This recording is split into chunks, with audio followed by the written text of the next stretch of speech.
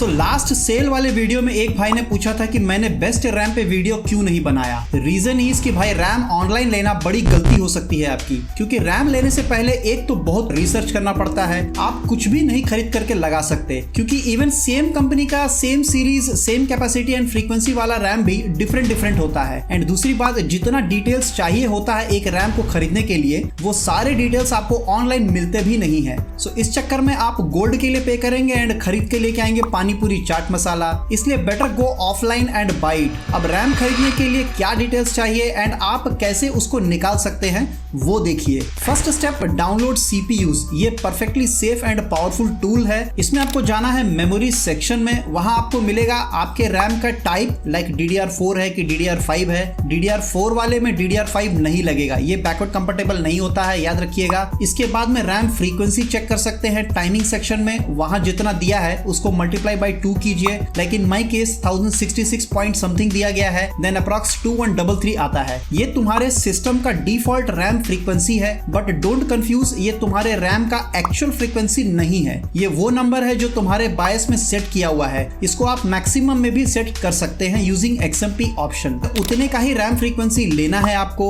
Like if it's 3200 then buy 3200 megahertz वाला RAM.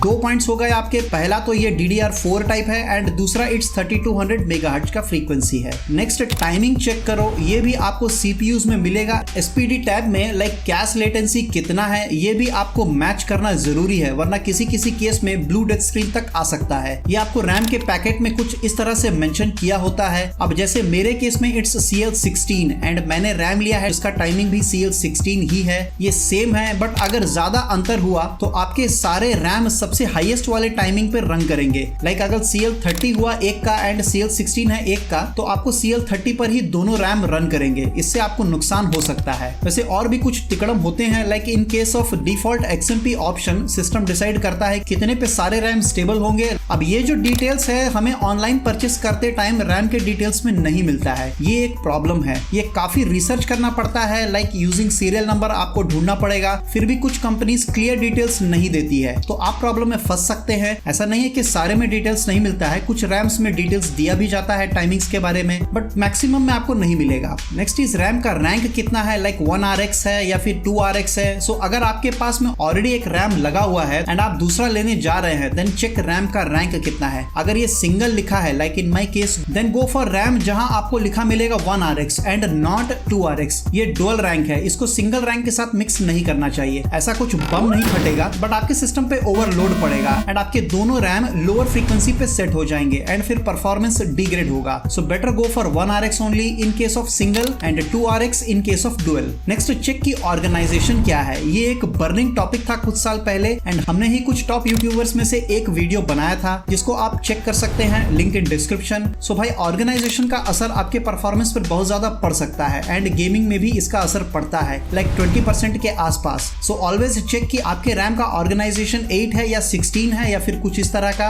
Like 1RX 8 और 1RX 16। सो इसमें 1RX 8 is better one. For details check our RAM का scam video. वहां आपको clearly हमने explain किया है कि किस तरह से आप रैम का रैंक चेक कर सकते हैं एंड ये किस तरह से आपके परफॉर्मेंस पर असर डालता है। ये दोनों ही डिटेल्स, रैंक एंड ऑर्गेनाइजेशन, आपको ऑनलाइन बाइंग में नहीं मिलता है। It's kind of risk for you. आप परफॉर्मेंस अपना लूज कर सकते हैं इसकी वजह से। नेक्स्ट आप चेक कर सकते हैं मैक्स कैपेसिटी कितना है आपके सिस्टम की एंड कितना स्लॉट खाली है एंड टोटल है कितना। सो ये सब आपको एक कमांड से पता चलेगा। Simple type this command, on screen जो भी दिया गया है उस कमांड को आप टाइप करो। इसका डिटेल आपको डिस्क्रिप्शन में भी दे दूंगा मैं, जिसमें पहला जो आउटपुट है वो बताएगा कि टोटल सिस्टम कैपेसिटी कितना है। ये KB में होता है, इसको कॉपी करो एंड गूगल करो, वहां पेस्ट कर दो, वो बताएगा इन GB। एंड नेक्स्ट नंबर है टोटल स्लॉट्स कितने हैं। सो इसमें जो आउटपुट है उसके हिसाब से मेरे सिस्टम में 4 स्लॉट्स हैं। इसके बाद कितने ऑक्यूपाइड हैं। सो ओपन टास्क मैनेजर, वहां मेमोरी सेक्शन के नीचे स्लॉट में देखोगे तो वहां दिया गया है 3 आउट ऑफ 4, मतलब 3 स्लॉट्स बुक है 4 में से